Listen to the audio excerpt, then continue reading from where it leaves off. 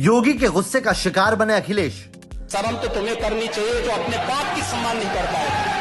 माफियाओं को योगी ने दी खुली चुनौती। इस माफिया को मिट्टी में मिला देंगे। रामचरितमानस पर भी योगी ने खूब सुनाया। विरासत में तो नहीं मिली थी, लेकिन जो बचा कुचा था वो भी स्वाहा। सबसे पहले ये वीडियो देखिए।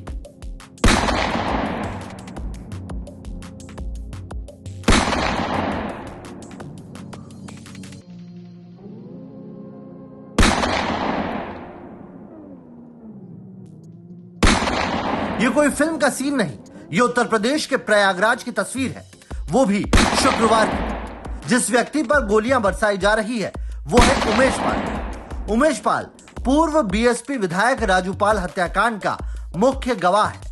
राजूपाल की हत्या 2005 में की गई थी और हत्या का आरोप यूपी के बड़े माफिया अतीक अहमद पर लगा था। उमेश पाल का पहले एक बार अपहरण हो चुका था और इसी मामले में वो शुक्रवार को अतीक अहमद के खिलाफ गवाही देकर कोर्ट से लौट रहा था। तभी उमेश पाल को दिन दहाड़े गोलियों से भून दिया गया। अब इस हत्याकांड का आरोप भी अतीक अहमद पर लग रहा है। लेकिन अब आपको प्रयागराज की इस तस्वीर से आगे लखनऊ की विधानसभा लेकर चलते हैं, जहां इसी मुद्दे पर अखिलेश ने प्रदेश की कानून व्यवस्था पर सवाल उठाए तो पलटवार किया सीधे मुख्यमंत्री योगी आदित्यनाथ ने। ये पेशेवर माफिया और अपराधियों के सरपरस्त हैं और ये लोग लगातार यही करते रहे हैं। इनके रग रग में अपराध भरा हुआ है।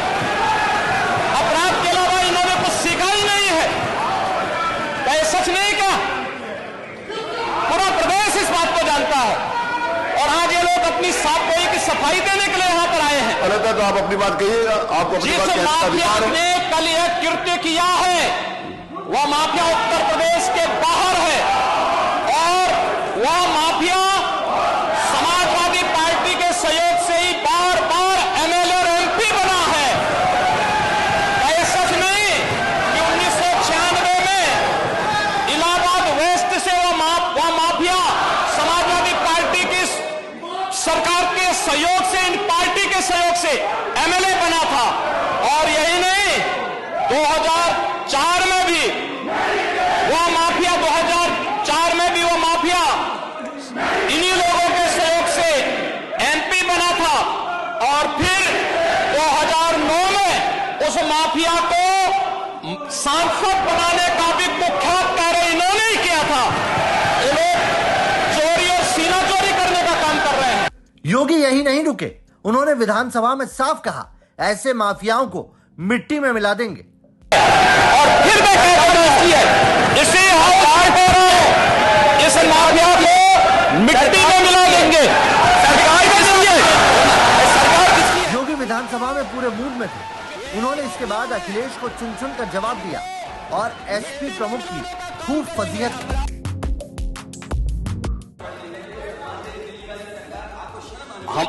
शर्म तो तुम्हें करनी चाहिए जो अपने बाप की सम्मान नहीं कर पाए।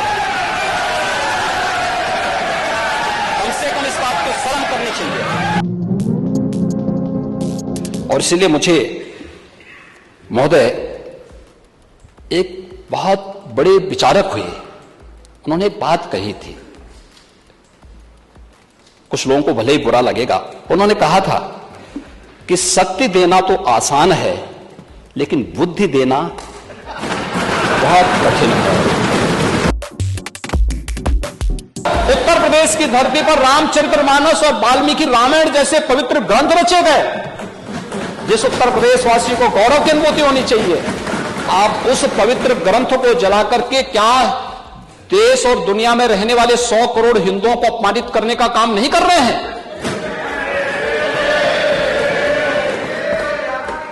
और इस प्रकार की अराजकता को कैसे कोई स्वीकार कर सकता है? कैसे कोई स्वीकार कर सकता है? और इसलिए महोदय मुझे तो केवल एक पंक्ति याद आती है, जाके प्रभु तारुण दिखती ना ताके मती।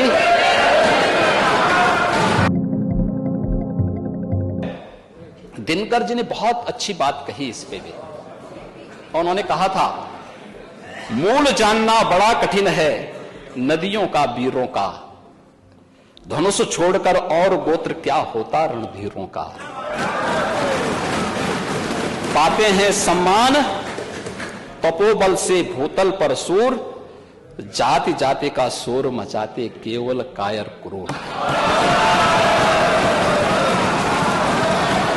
और यही है सच्चाई। इन बयानों से योगी आदित्यनाथ ने समाजवादी पार्टी और अखिलेश यादव के पिछले कुछ समय से उठाए गए मुद्दों का एक एक का जवाब दिया, जिसके बाद समाजवादी पार्टी के विधायकों के पास हो हल्ला मचाने के अलावा कोई चारा नहीं था।